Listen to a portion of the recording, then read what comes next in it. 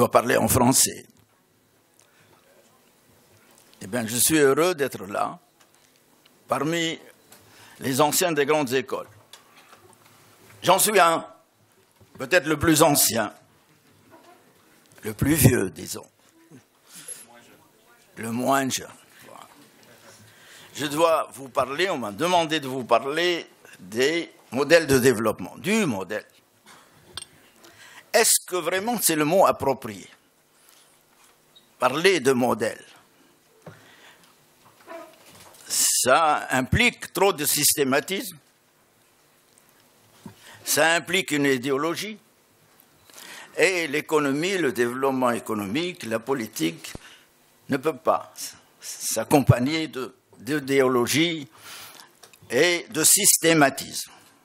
Mais ce mot a le mérite, modèle, de nous demander à tous de nous questionner sur les principaux problèmes du pays. Le premier problème, le préalable, comme l'a dit C. Mohamed, le préalable, c'est un problème politique. Vous me demandez de vous décrire l'histoire. Au point de vue politique, nous avons vécu un demi-siècle d'apprentissage du gouvernement, d'essai d'un système présidentiel qui nous a valu un coup d'État et une révolution pour écarter les deux premiers présidents, les deux chefs d'État. Nous devons réfléchir pour l'avenir. Est-ce que ce système est valable? En tout cas, nous en connaissons les problèmes et les défauts. Il a fini dans la dictature mafieuse. Et c'est un problème qui se pose à nous tous. L'alternative, qui est-elle? Quelle est-elle? L'alternative, il n'y a pas beaucoup de choix. C'est un système parlementaire. Parce que le système présidentiel consacre le bicéphalisme dans la direction du pays. Il y a un chef de l'État et quelqu'un qui tente d'être un chef de gouvernement, qui s'appelle un Premier ministre. Mais ils sont tous des fonctionnaires du président. Ce ne sont pas des hommes responsables politiquement, y compris le premier d'entre eux. Et on a assisté à une confusion extraordinaire pendant ce demi-siècle. On croyait que ce système allait assurer une certaine stabilité pour le pays. Oui, le chef de l'État était stable, mais pas le pays. Pas le pays parce que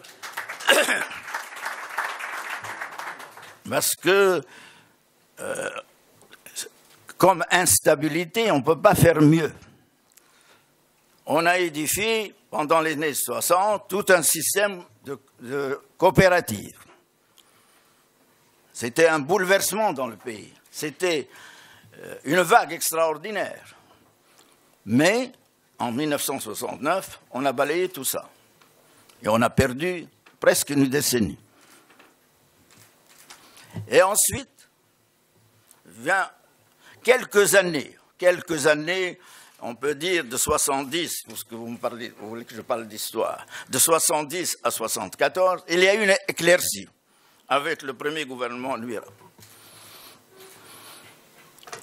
Mais tout de suite, très vite,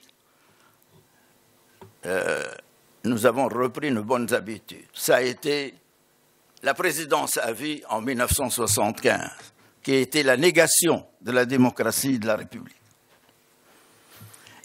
À partir de 75 à 76, 86, donc une dizaine d'années, c'était la dégradation progressive, à l'intérieur du parti du gouvernement et à l'extérieur. Et la course à la succession, qui a échoué à un autre, qui n'était pas dans la course, mais qui s'est introduit au cours des dernières années, appelé par les autorités elles-mêmes. Il n'est pas venu tout seul. Voilà donc le préalable qu'il faut résoudre. On doit choisir. Bon, certains disent que le régime parlementaire est à l'inconvénient de l'instabilité. Et on cite l'exemple de l'Italie, toujours. Mais on oublie de citer l'Angleterre, qui est parlementaire depuis des siècles, n'est-ce pas? Ça ne l'a pas empêché d'être stable, fort, de conquérir le monde entier, en Afrique, en Asie, partout. Les pays scandinaves, les pays nordiques, l'Allemagne, n'est-ce pas? Alors, certains disent hein, le pauvre peuple tunisien n'est pas encore suffisamment éduqué pour subir ce régime parlementaire, n'est pas discipliné. Je crois que c'est plutôt les élites qui ne sont pas disciplinées, pas la population. J'en ai eu la preuve. À la fin du système coopératif, c'est le peuple qui a eu raison, ce n'est pas les gouvernements, quand il a refusé la systématisation du système coopératif. Donc, il faut instituer un régime parlementaire, mais en prenant des précautions. Quand le régime parlementaire peut être rendu stable avec deux précautions. La première précaution, c'est qu'il faut une loi sur les partis politiques qui les oblige, une loi électorale, qui les oblige à se regrouper. Donc une proportionnelle intégrale qui va présider à nos prochaines élections est un désastre. Il faut donc que la loi électorale, on aurait dû aujourd'hui faire une loi sur les partis avant de faire une loi électorale. On n'aurait pas assisté à la centaine et plus de partis politiques. On aurait, comme en Grande-Bretagne par exemple, a été très loin dans le système proportionnel. Ce qui a conduit à la Grande-Bretagne à avoir deux partis prédominants. La même chose aux États-Unis, ils ont deux partis prédominants. Alternativement, ils occupent, ils sont chargés du gouvernement du pays. La deuxième précaution qu'il faut prendre, et qui existe dans les pays qui ont adopté ce régime parlementaire, c'est le droit de dissolution. Quand le Parlement et le gouvernement sont en conflit, ne sont pas d'accord, on recourt à l'arbitrage du corps électoral.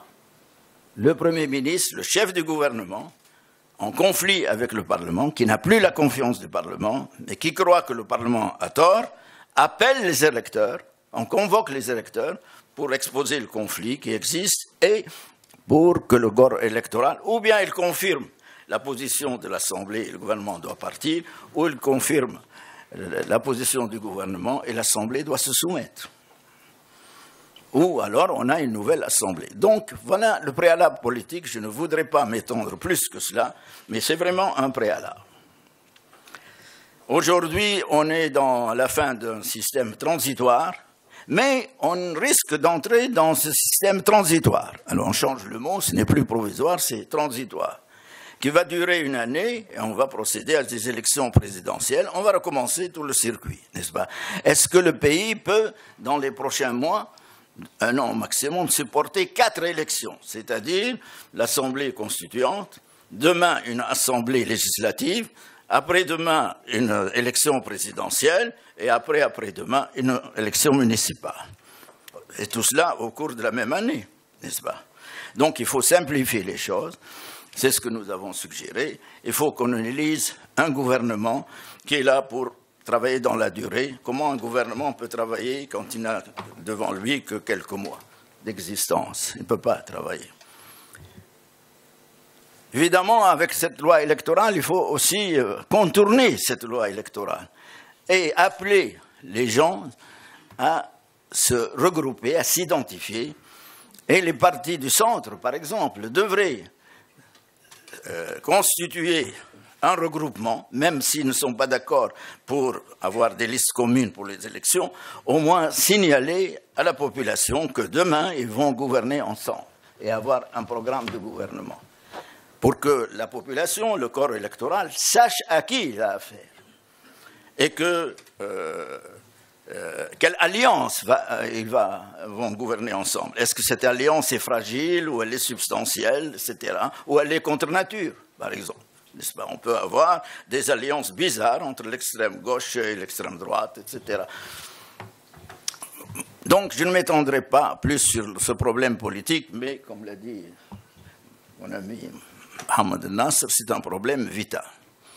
Nous avons foiré un peu pendant un demi-siècle, c'est le mot. Il faudra essayer d'être un peu plus raisonnable et de traiter ce problème efficacement. Le préalable à quoi? Au système, au développement économique. On aurait pu, la Tunisie en 1962, avait le même niveau de vie que la Corée. Aujourd'hui, la Corée a le niveau de vie des pays développés, n'est-ce pas? Donc, la Tunisie, je ne dis pas que la Tunisie n'a pas progressé pendant les 50 ans. L'autre jour, quelqu'un de Sidi Bouzid m'a interpellé chez Abdelil Mimi, m'a dit Sidi Bouzid, etc. Je lui ai expliqué, je lui ai dit, je vais vous raconter. En 1947, les plus jeunes ne savent pas ce que c'est 1947, mais c'était l'année de la famine en Tunisie. La gale, vous ne savez pas ce que c'est que la gale a disparu. Il n'y avait que des galeux dans les écoles, n'est-ce pas? 47. Et c'était l'année de la Ligue arabe, de la création de la Ligue arabe. Et l'Égypte a envoyé un bateau, l'Amir Fawzia, pour secourir les populations qui avaient faim. Les autorités du protectorat ont interdit l'entrée du bateau. Nous étions des scouts à l'époque. Et les scouts nous apprenaient à faire de secourisme pour changer les plaies, pour traiter, faire des piqûres, etc. Et nous sommes allés à Sidi Bouzid, en car, notre groupe de scoutisme. À l'arrivée, la population nous a entourés. Vous avez vu à la télévision, probablement, en parlant de la Somalie ou de l'Érythrée, c'était des fantômes. Ils étaient habillés avec des fraches d'azitoun, ce qu'on met pour cueillir les olives, on tape sur l'olivier et ensuite on ramasse le fruit. Donc, ils n'avaient pas de quoi s'habiller, ils mouraient de faim. C'était Sidi Bouzid en 1900. Aujourd'hui, Sidi Bouzid, malgré tous les problèmes qu'il y a, alimente la région de Sfax et d'autres régions en fruits et légumes. Donc il y a un progrès immense qui a été fait, mais il aurait été beaucoup plus considérable si le régime politique avait été meilleur. Si on n'avait pas eu tous les problèmes posés par le régime politique. Quel est le problème économique? Le problème économique, c'est que la Tunisie a quelques fragilités importantes. Et le modèle qu'on doit adopter doit être un modèle général qui couvre tous les aspects du développement et qui ne soit pas idéologique, qui soit pratique, qui soit réaliste, qui emprunte au socialisme ce qu'il y a de meilleur, c'est-à-dire la justice sociale, longuement évoquée par C. Mohamed Nasser, qui emprunte au libéralisme ce qu'il faut, parce que sans un secteur privé, le secteur privé ne réalise que 15 à 20% des investissements dans le pays, n'est-ce pas? On ne peut pas développer un pays avec un secteur privé aussi restreint, n'est-ce pas? Donc, il est nécessaire de développer également l'entreprise privée parce qu'elle a un rôle différent par rapport à l'État et à l'entreprise publique. Elle est gérée différemment, elle est plus efficace. Et puis ensuite, ça ne fait pas des Tunisiens des assistés, ils participent à la vie économique. L'État seul fera des Tunisiens des assistés. Donc il faut emprunter aux prérogatives de l'État et promouvoir le secteur privé. Voilà le modèle de développement qui n'est pas idéologique, qui est pratique, n'est-ce pas? Nous avons souffert de l'éthologie quand on a eu le système coopératif. C'était un système global et totalitaire, si je puis dire, et on a perdu de vue le reste. Alors, quelles sont ces fragilités? Il y a d'abord la fragilité de l'emploi. Et mon ami Nasr a évoqué, vous connaissez les chiffres, les 200 000 diplômés qui sont au chômage. L'autre jour, on était réunis à Sfax, après le discours, on était entourés par les chômeurs, et quelqu'un a failli se suicider devant nous, là, comme ça. On a été sauvés par une entreprise qui lui a promis d'être employé, n'est-ce pas? Sur le champ, c'est vrai. Hein? C'est comme ça qu'on a évité un suicide sur scène, n'est-ce pas?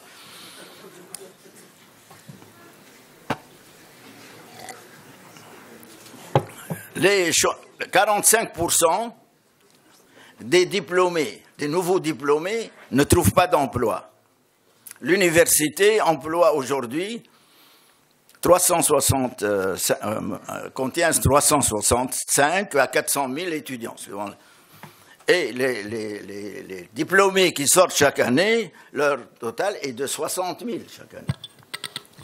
Et la demande globale d'emploi par an dans le pays, dans les années à venir, tourne autour de 80 000 emplois à créer.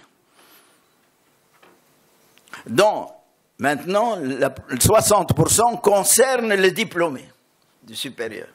Donc, la nature des emplois à créer a changé complètement. Dans les années 70, 90% des emplois à créer, c'était pour les gens qui sont analphabètes ou qui sortent du primaire et qui n'ont pas beaucoup de diplômes. Aujourd'hui, cette catégorie de non-diplômés ne représente que 6%. L'essentiel étant fait la concurrence de 60% des diplômés de supérieur et la différence par les autres diplômés du secondaire et du primaire. Donc le problème a changé de nature. Et donc créer des emplois évolués. On est obligé maintenant de créer des emplois évolués pour les nouveaux diplômés. Aujourd'hui, il y a un stock de 200 000 chômeurs diplômés. Et si la création d'emplois, on risque d'avoir également un chômage, un nouveau stock qui va se créer. Donc il faut essayer de résoudre le stock d'employés qui existe aujourd'hui. Comment? Pour que, s'il y a demain une insuffisance de création d'emplois, on n'aggrave pas ce stock. Bon, qu'on essaye de faire face à la demande d'emploi, mais qu'on ne crée pas de nouveau un stockage de diplômés du supérieur. À mon avis, il faut des mesures draconiennes pour cela. C'est-à-dire une obligation légale de recrutement. C'est une mesure à la hauteur du problème. Il y a 4 millions de population active dans le pays, 4 millions de gens qui travaillent. Et il y a, je suppose, la moitié qui sont des salariés, n'est-ce pas? Et les autres, ce sont des fonctionnaires, des privés qui ne sont pas salariés d'une entreprise, je suppose. C'est à l'Institut de statistique de nous le dire. Donc il y a pratiquement 200 000, ça représente 10%, un pourcentage entre 5 et 10% de cette population active. Ce qui veut dire que les entreprises devraient pouvoir chaque année, suivant leur chiffre d'affaires, suivant le nombre de leurs employés, recruter des diplômés à hauteur de 5% ou de 10%. C'est à étudier de manière approfondie des diplômés au chômage, en commençant par les plus anciens, parce qu'il y a des gens qui ont 15 ans de chômage, et il y en a qui ont un mois ou une année de chômage. C'est un traitement énergique, mais il le faut, parce que garder 200 000 chômeurs dans le pays, qui ont tous envie de se suicider ou de se pendre, ce n'est pas une situation qu'on peut admettre de gaieté de cœur. Voilà donc le premier problème, la première fragilité qui existe dans le... La deuxième, laquelle? La deuxième fragilité qui existe, et notre modèle de développement doit s'y attaquer, c'est que nous avons un équilibre financier extérieur fragile. Nos exportations ne représentent que 70% de nos importations, de biens et de services, c'est-à-dire compte tenu de l'apport des tourismes et de l'apport des Tunisiens installés à l'étranger. Donc, biens et marchandises, nous avons un déficit qui est de l'ordre, tout le monde le voit, de 1,5 milliard de dinars chaque année, n'est-ce pas? Et ensuite, donc il faut le combler, ce déficit courant. On ne peut pas le laisser béant comme ça. Justement, c'est Mansour, pour pouvoir le combler. Justement, je voudrais qu'on reprenne peut-être le fil conducteur. Le diagnostic, il a été fait. Vous avez commencé à donner des solutions. Je voudrais, si vous permettez, interpeller les autres intervenants pour revenir un peu sur cette question de la solution à ce déficit. Vous voulez que je m'arrête ou quoi? Je voudrais faire le débat. Je ne voudrais pas que vous arrêtiez. Non, je voudrais qu'on continue, mais en donnant l'occasion à... Qu'est-ce que vous me demandez? Alors, non, je voudrais passer un peu la parole aux intervenants, voilà. Si vous permettez, avec votre permission. Je conclue. Vous clôturez avec 1 minute et on continue le débat. 1 minute, je vous donne 1 minute. Ok, allez-y. Mais je vous donne 1 minute parce que le temps nous presse. Ça a l'air d'intéresser l'auditoire probablement.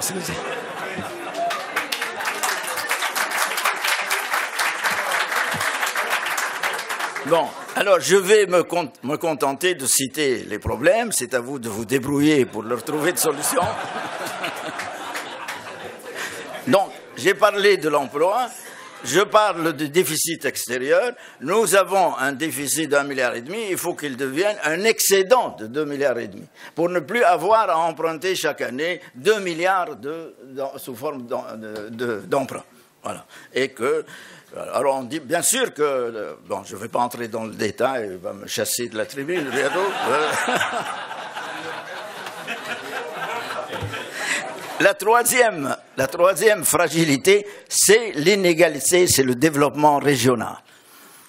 On ne peut pas admettre que le taux de chômage des diplômés, qui est de l'ordre de 15% pour l'ensemble du pays, devienne 50% au Kiev ou à Sidi Bouzid. Voilà un exemple précis. Bon, je dois le citer, sinon ils ne vont pas répondre. Voilà. Donc la troisième fragilité, c'est le développement régional. Et tous ces problèmes ne peuvent être traités, l'emploi, le déficit extérieur, que par l'investissement, la croissance économique et les réformes importantes, dont la plus importante concerne l'éducation. Le système